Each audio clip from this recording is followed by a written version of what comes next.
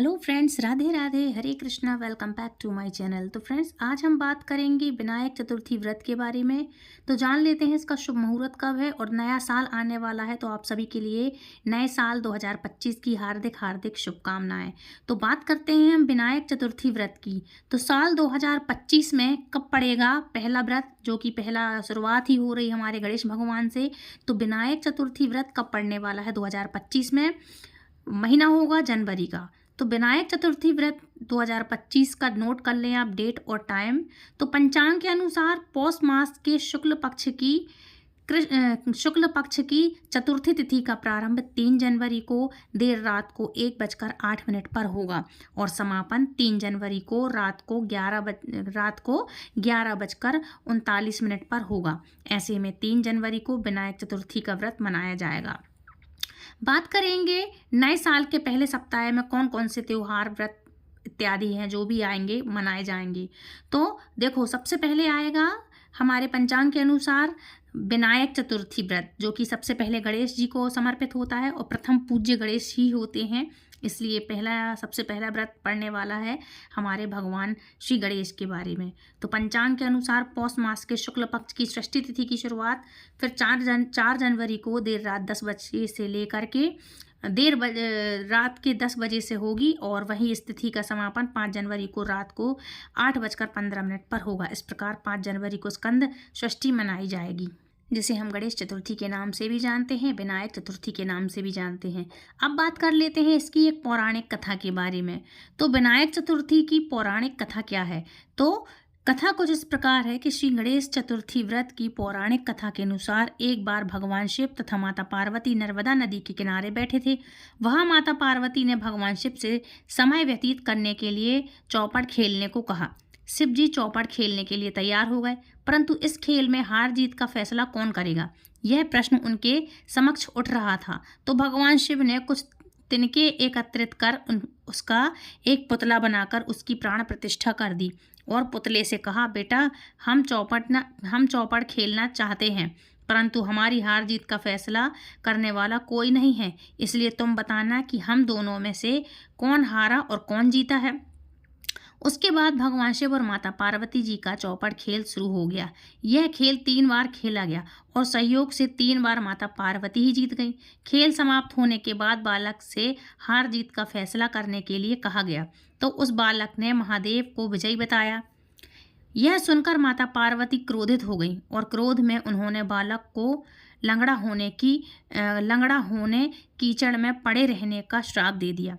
बालक ने माता पार्वती से माफ़ी मांगी और कहा कि यह मुझसे अज्ञानतावश ऐसा हुआ है, मैंने किसी द्वेष भाव से ऐसा नहीं किया। बालक द्वारा क्षमा मांगने पर माता ने कहा, यहाँ गणेश पूजन के लिए नाग कन्याएं आएंगी, उसके कहे अनुसार तुम गणेश व्रत करो, ऐसा करने से तुम मुझे प्राप्त करोगे। यह कहकर माता पार्वती शिव के साथ कैलाश पर्वत पर चली गईं। 1 वर्ष के बाद उस स्थान पर नाग कन्याएं आईं। तब कन्याओं ने श्री गणेश के व्रत की विधि मालूम करने पर उस बालक से 21 दिन लगातार गणेश जी का व्रत किया।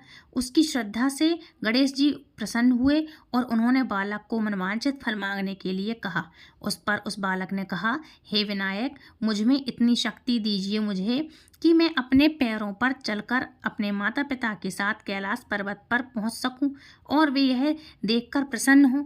तब बालक को वरदान देकर श्री गणेश जी अंतर्ध्यान हो गए।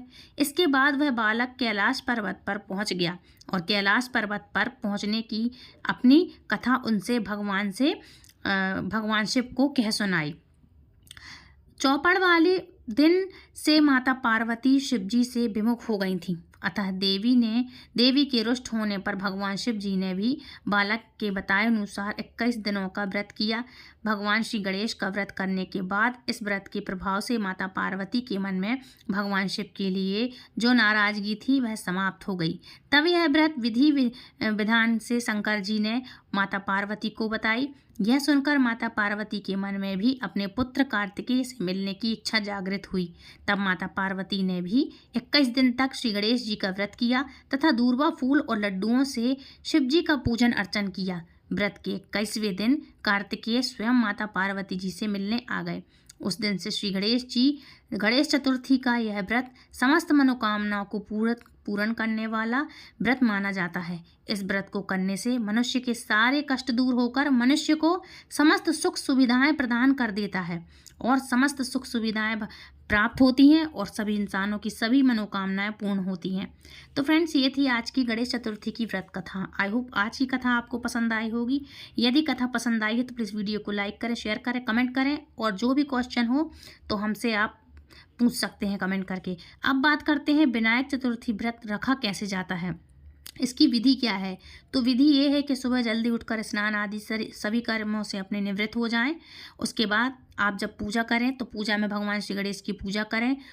आप व्रत रख रहे हैं तो व्रत का संकल्प करें। मंत्र के बाद भगवान श्री गणेश का कोई भी मंत्र हो तो मंत्र करें।